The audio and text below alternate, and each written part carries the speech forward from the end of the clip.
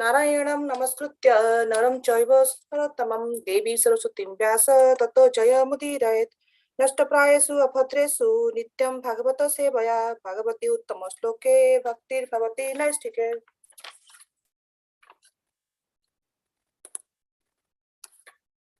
Reading from Srimad Bhagavatam, Canto 3, Chapter 14, verse number 51. Maitreya uvacha Srutva Bhagavatam Pautram Amadato Ditirvrisham Putrasya cha Vadham Krishna Vididvasin Mahamanaha. Maitreya uvacha Srutva Bhagavatam Pautram Amadato Ditirvrisham Putrasya cha Vadham Krishna Vididvasin Mahamanaha.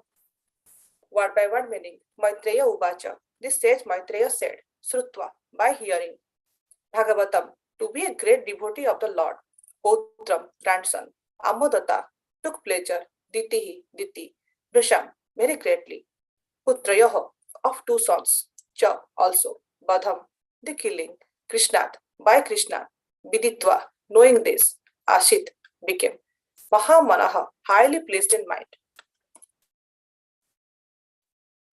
Translation and purport by His Divine Guest, La Prabhupada.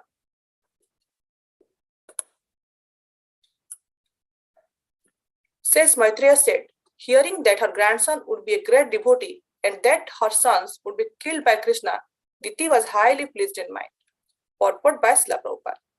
Diti was very aggrieved to learn that because of her untimely pregnancy, her sons would be demons and would fight with the Lord.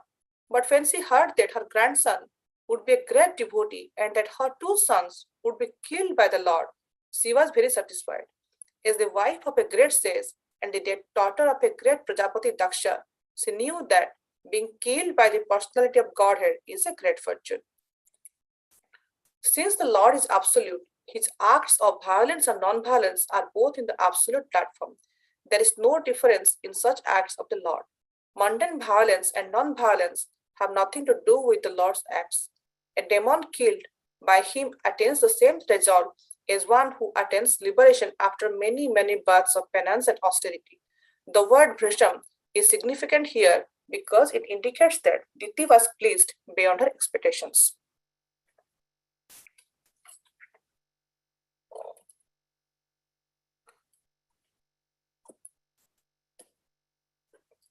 ओम अज्ञानतिमिरान्धस्य ज्ञानाञ्जनशलाकया चक्षुर्मृतं येन तस्मै श्रीगुरवे नमः श्रीचैतन्यमनोभीष्टं स्थापितं येन भूतले स्वयं रूप कदा मह्यं ददान्ति स्वपदान्तकं वन्देऽहं श्रीगुरु श्रीयुतपदकमलं श्रीगुरु वैष्णवंश्च श्रीयुतं सागरजातं सहगण रघुनाथान्वितं तं सजीवं साद्वैतं सावधूतं परिजनसहितं कृष्णचैतन्यदेवं श्रीराधाकृष्णपादं सहगण ललिता सविशाखान्वितं च हे कृष्ण करुणा सिन्धु दीनबन्धु जगत्पते गोपेश गोपिकान्त राधाकान्त नमस्तुते तप्त काञ्चन गौराङ्गी राधे वृन्दावनेश्वरी वृषभानुसुते देवी प्रणमामि हरिप्रिये वाञ्छकल्पतरुभ्यश्च कृपा सिन्धुभ्येव च पतितानां पावनेभ्यो वैष्णवेभ्यो नमो नमः जय श्री कृष्ण चैतन्य प्रभु नित्यानंद श्री अद्वैत गदाधर श्रीवसादि गौर भक्तवृंद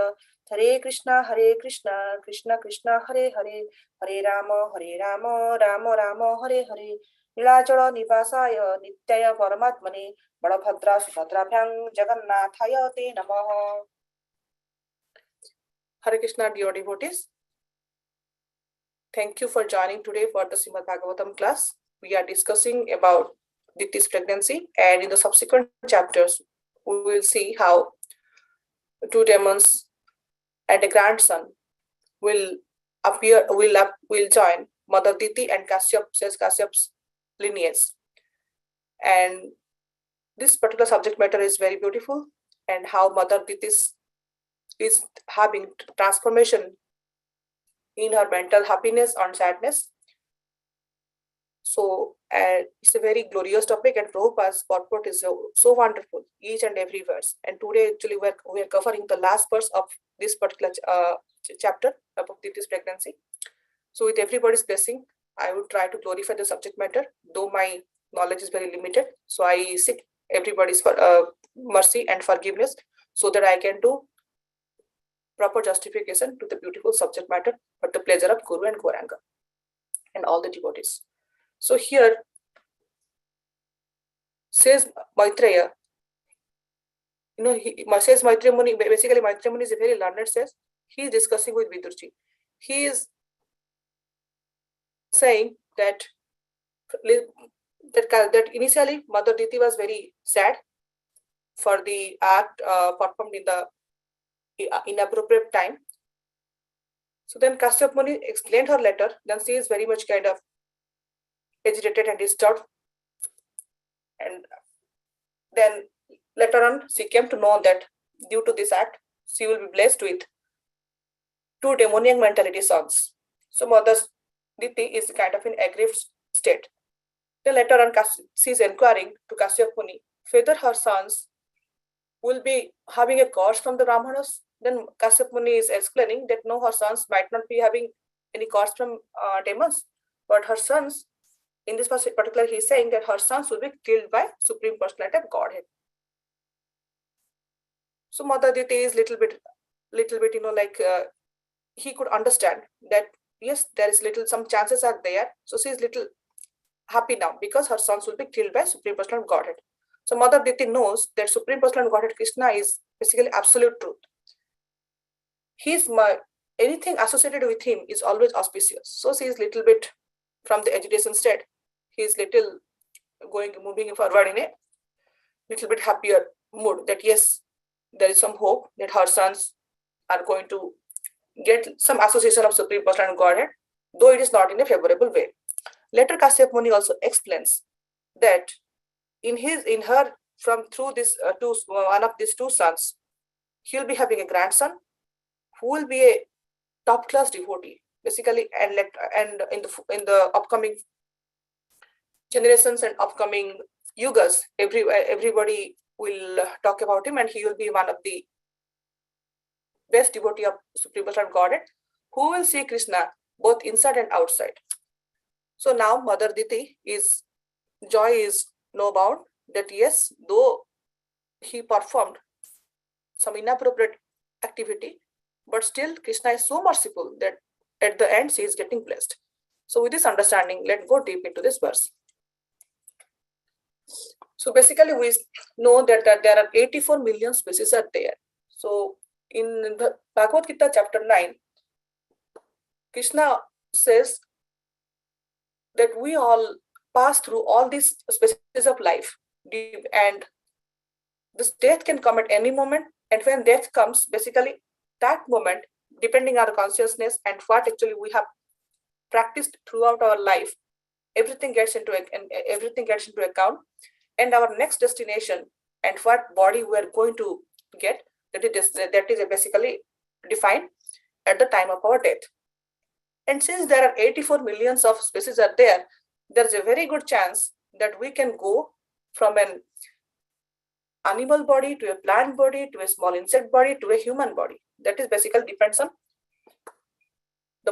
our modes of material nature and our association and our thought process. So this material universe, entire material universe, is kind of a jail.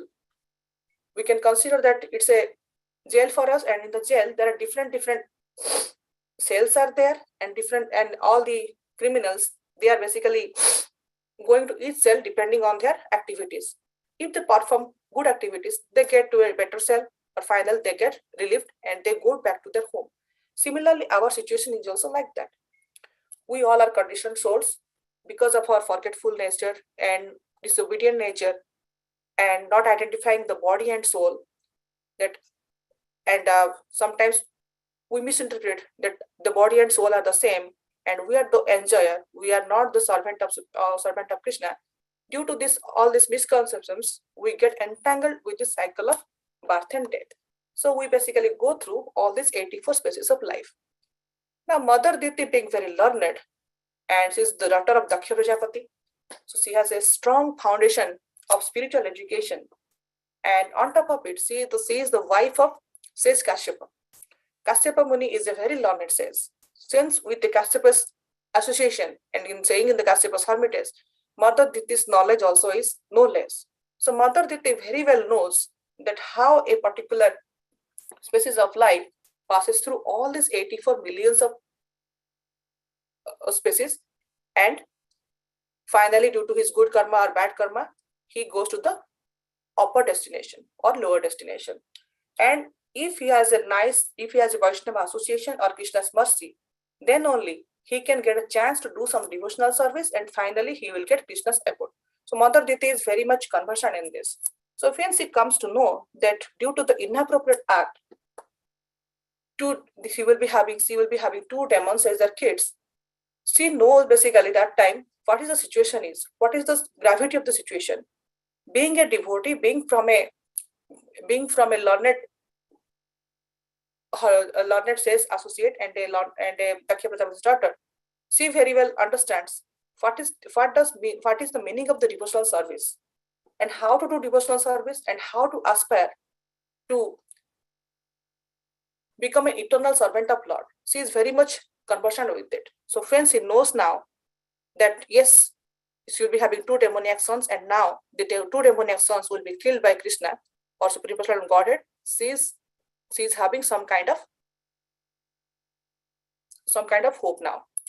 So we see in the newspaper that this person died, that person died, this country is having war with other country. Now we are seeing the situation with Russia now. So death can come at any moment, and death can come at any form. There are so many accidents are there. It can come like in the last few years we have corona. With this corona, so many deaths happened, so many near and dear we lost. And sometimes tornadoes come, earthquake come, so death can come at any moment and any form, and we don't know. Our Acharya says that our life is an preparation and death is an examination. So we should always be ready that yes, death can come at any moment and at any form, and we should be ready. So we should prepare our activities in such a way that we are not worried when the death is coming. We are not entangled through the cycles, through the Maya angle, and we are able to remember Lord Krishna at that time. So for that, we all have to do the practice from the beginning itself. So always Prabhupada gives an example of a cat holding a kitten in the mouth and a cat holding a rat in the mouth. When a cat is holding a rat in the mouth, and the rat, sometimes we see that he's very, very fearful. He's very scared when the rat is within the mouth of the cat, and the cat is running, because the rat is seeing that yes, death is there for me, and at any moment the cat is going to engulf me. But when the same cat is holding a kitten softly and moving here and moving from one place to other place for the safety of the kitten enjoys the same teeth. Here we can see that the cat is the same, the teeth is the same, everything is same, but the experience of the little kitten and the rat are different. So basically the same way, the materialist people, when the death comes, they're very, very terrified. All of a sudden, they see that everything is coming away from me. Whatever I am holding, whatever money, bank balance, wife, children I'm holding with me, I'm going to lose them. I'm going to be alone. Everything, all the flashback of the entire thing comes into their mind, and they get very, very terrified. But a pure devotee or a transcendentalist is always in God's loving service. So for them, death come or not come, it doesn't matter for them. For them, basically, it is a going back to home. Here also they are servant of Lord, and they think that yes, they are also will be serving to the Lord. For them, death is basically God's loving embrace. Like the cat is holding the kitten is feeling very safe. Similarly, when death comes to a transcendentalist or death is coming to a pure devotee, the feeling is the same. The devotee is still joyful. So our acharyas always say that our movement basically is how to die gloriously, or how to live in such a way that we are not scared at the time of the death, and we can hold death happily. Here in the purport, Prabhupada says that Krishna is absolute truth, and anything associated with Krishna is auspicious. So whether there is a violence is involved, whether there is a non-violence is involved, whether Krishna is killing somebody or Krishna is stealing something, everything is auspicious, everything is absolute. There is no difference between Krishna's mercy and Krishna's punishment. So we have seen lot of examples, a lot of anecdotes and lot of pastimes in Vrindavan, in basically Krishna's Vrindavan Leela, where we see that there is mercy is involved and there is punishment is involved. Specifically, if we see that Kaliya, the Kaliya pastime, the Kaliya snake was creating so much trouble in Vrindavan. The entire Jamuna river was turned black by the poison of the Kaliya. So when Krishna performed his dance on Kaliya's hood when he was going to look for the ball, all the poison of Kaliya was crossed. And Krishna advised Kaliya to leave Jamuna and go to a nearby lake or nearby ocean and stay over there. So Kaliya then requested Krishna, and the Nagapatnis also requested Krishna, and there is a beautiful song over there.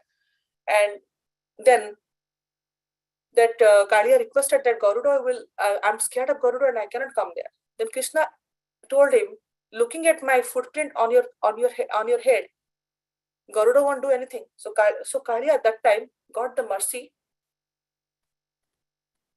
of Krishna. So he got the punishment, and side by side he got the mercy. So we see that in case of Krishna, there is no difference between his mercy and punishment. If Krishna is giving any punishment to us, there is a hidden mercy is there, there's a hidden blessing is there. When the situation comes, we realize that yes, under this punishment, definitely there is a blessing is there. When our spiritual master chastises us, it is definitely for our betterment, because our spiritual master is an expansion, is basically a representative of Krishna, and all Krishna's advice and mercy comes to us through our spiritual master. So when our spiritual master or senior Vaishnavas sometimes chastise us, it is for our betterment. I remember in the earlier days, when all of us basically might have gone through that. In the new fight stage, when we join, some of the senior Vaishnavas chastise us or give us lot of blessings, lot of love. Sometimes we get lot of love from them and lot of blessings from, sometimes small chastisement from them. So those chastisements basically are for betterment of us. That time, sometimes we react that why we are getting chastisement, why we are not getting love all the time. But we must understand that behind this chastisement, the love and blessing is always there. So any senior Vaishnava chastisement or chastisement is there, or any kind of advice is there, we should take as it is coming from Krishna directly, and we should act accordingly. That is for our betterment in our devotional service. Always Rupa Goswami says that in Nectar of Instruction, he says that devotional service should be always done in a favorable frame of mind. So Mother Dipti knows that he will be having two sons who will be having demoniac mentality. Though they are going to be killed by Supreme Personality of Godhead, that's not a favorable way to do it. Because they are having some kind of enmity with Krishna, that's why Krishna is going to kill them. But however, he is having a grandson, who is a devotee. A devotee is always favorable to Krishna, and Krishna is also a favorable to devotee. So there is always a nice bond between devotee and Krishna. So here we can understand this, that the gopis of Vrindavan, they're always meditating on how to please Krishna. When they are churning butter, when they are plucking flowers, when they are going for when they are milking the cows, when they are cooking, when they are doing their sringar, every time they are thinking of how to please Krishna. So their affection towards Krishna has no bound. Similarly, the Jadu dynasty members, their love also has no bound for Krishna. So this type of love is always spontaneous. These are kind of Raganuga Bhakti. But similarly, you can see that Kamsa is also thinking about Krishna all the time. Sisupal also is thinking about Krishna all the time. Gopis are also thinking of Krishna all the time. So that is a different category. Kamsa thinking of Krishna all the time and Sisupal thinking of Krishna all the time is not the same. They are not considered devotional service because their attitudes are not favorable. When Kamsa is thinking about Krishna, there is a fear factor is there. That yes, Krishna is going to kill me. I'm going to this so that Krishna won't kill me. That kind of fear is there. Sisupal is always envious. He will be always doing something to provoke Krishna. he will be always finding fault in Krishna. He will never accept that Krishna is Supreme Personal Godhead. Shisupada is a cousin of Krishna, but Shisupada was always envious of Krishna. He will never accept Krishna as Bhagavan. However, he will try always to defame Krishna. So that mood is not appropriate there. So their attitudes are not favorable. This is basically the demoniac mentality. But however, Shisupada and Kamsa was killed by Krishna and they attend the spiritual abode. The gopis also attend the spiritual abode. But here our Acharya says that those who have achieved the liberation from material contamination, and those who are demons are killed by Supreme Personal Godhead Krishna, they are basically absorbed in the Brahma concept of life, and they reside in the spiritual sky of Brahmajyoti.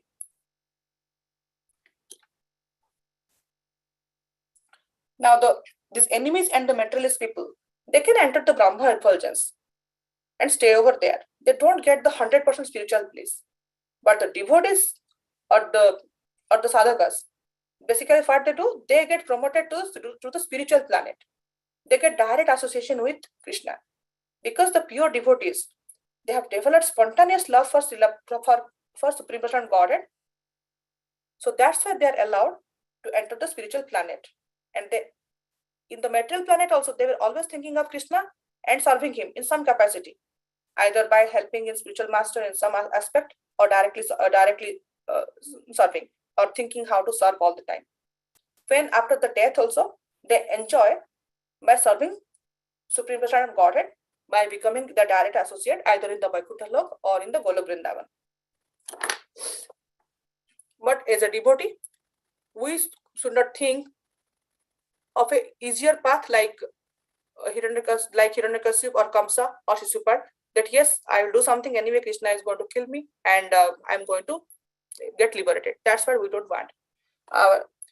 Again, same thing Rupa Goswami also says that Anukulasya Sankalpa and Pratikulasya Varjana. Basically, this is basically the motto of the devotional service. Whatever is favorable to Krishna and our path to reach Krishna, we should do that. Basically, we should always have a sankalpa or promise in our mind that whatever is favorable, whatever is anukula, we should perform that. Whatever is not favorable, whatever is pratikula, we should not do that. We should discard that from our task list.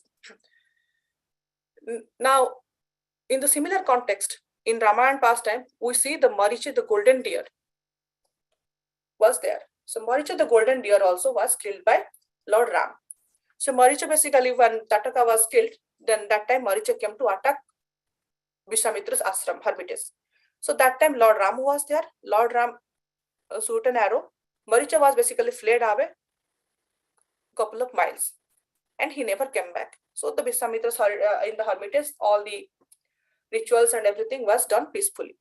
Later on, when Lord Ram was in the Dandakaranya forest along with Mother Sita and Lakshman, that time also Maricha came again and to create some disturbances along with two of his allies. That time Lord Rama shoot three arrows basically, and all the allies were get killed and Maricha was somehow got escaped. Now Maricha has a transformation of heart and he is staying as a hermit in nearby, in somewhere in the forest he is staying. Now in the due course of time, Surpanaka's nose pastime with Lakshmana happened, and after that Ravana is very much agitated and Khara and Dushana also are killed by Lord Ram, and Ravana has come to basically persuade Maricha to assist him in to put a conspirating plan, basically to kidnap Mother Sita and later on to kill Lord Ram. So Ravana approaches Maricha and he explained him that see this is what happened, and some of my demons my Rakshasas are already killed. So you have to help me to maintain my dynasty and my kingdom, and I have to take revenge of my sister Stupanaka, and you have to help me in kidnapping Sita. So that if when Sita is kidnapped, Rama will be in a more useful condition, and that time I can attack him and Rama can be killed. So hearing all this, Maricha is very surprised because Maricha at that time has understood that Lord Rama has spared him 2 times, and third time he won't be spared. and he has understood Lord Ram's valor and strength. So Marija tried to explain Ravana about Lord Ram, and he told that yes, if by doing this act, basically you will bring obstruction to the entire Rakshasa and the Lanka and the Lanka kingdom. Please don't do it. Instead, you don't think about this kind of heinous act. So that time Ravana is Ravan, and he is anger personified, and he is lost personified also. So he got very agitated, very disturbed, and that time he threatened Maricha that if you are not going to help in my plan, I'm going to kill you now itself. So that time Maricha, being having some kind of saintly attitude already developed inside him, he could understand that I have two choices. Either I'll be killed by this demoniac mortality person, and who is sin personified kind of thing, all kind of sins are within him by this Ravan, and go through the cycle of birth and death, or I have a chance to have a better death, to be got killed by Lord Ram. So Maricha decided to get killed by Lord Ram. So then we know all the story how Maricha came as a golden deer, and how Mother Sita requested Lord Ram, and at the end Maricha was killed by Lord Ram. So this is one type of death Maricha has decided, and this is similar to our Hiranyakashipu and Hiranyaksha's death, which Mother Diti is thinking that yes, by getting death by Supreme Personality of Godhead, at least my sons will get liberation. But as a devotee, we don't look for this kind of liberation. What a devotee aspire for. Our Acharya says that our art of living is basically to master the art of dying.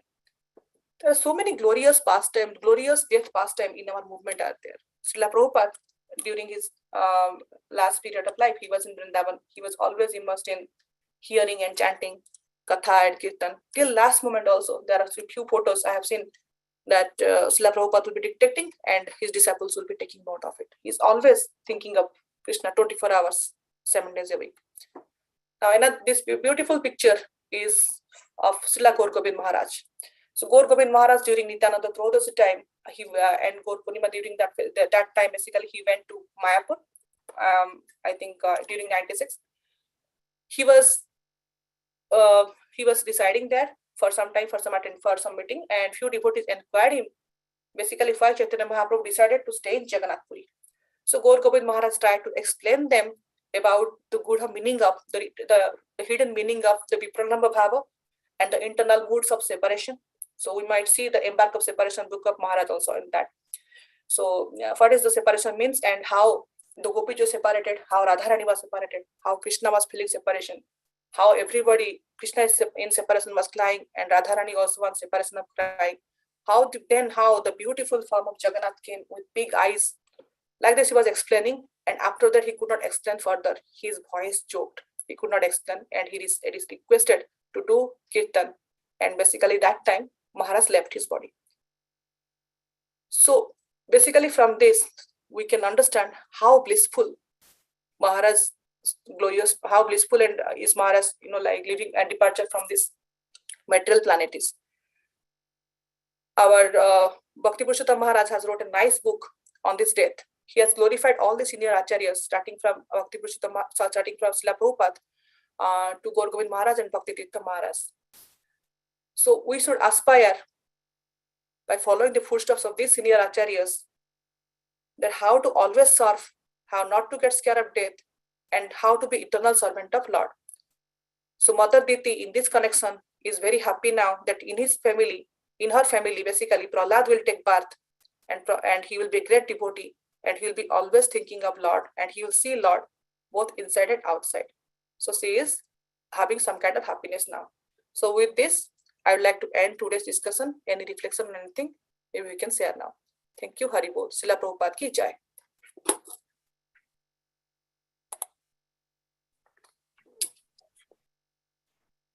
Thank you very much, Mataji. We'd like to wish everybody a safe and Krishna conscious day and week ahead. We'd like to offer our prayers to the Supreme Lord by chanting Hare Krishna, Krishna Krishna, Hare Hare, Hare Ram, Ram Ram, Hare Hare. Hare Krishna, Krishna Krishna Krishna Hare Hare, Hare Ram, Ram Ram, Hare Hare. Hare Krishna, Krishna Krishna, Hare Hare. Hare Ram, Ram Ram, Hare Hare. Jai Nrsimha, Jai Nrsimha, Jai Jai Nrsimha, Praladesha, Jaya Padma, Mukha Padma Bringa. Agravira Mahavishnum Jvalantam Sarvata Mukham Nrsimham Vishnam Bhadram Nityam Mamia. Nrsimha Bhagwan ki Ki jai. Jai. Prahlad Maharaj ki jai. Jai. Let's offer our humble obeisances in the respect of all the Assembled Vaishnavas. Panchakalpatar Vanchakalpa Darubhasya Kripa Sindhu Bhavecha Patitanam Patitanam Pavanebhyo Pavanebhyo Vaishnavebhyo Vaishnavebhyo Namaha. Namo Namah. Grantha Srimad Bhagavatam ki jai. Ki Srila Jai. Prabhupada ki Ki jai. Jai. Lord Premanande. Hari Hari Hari Bo. Thank you, Mataji. Thank you everybody. Hari Thank you, Bo. Hari. Hare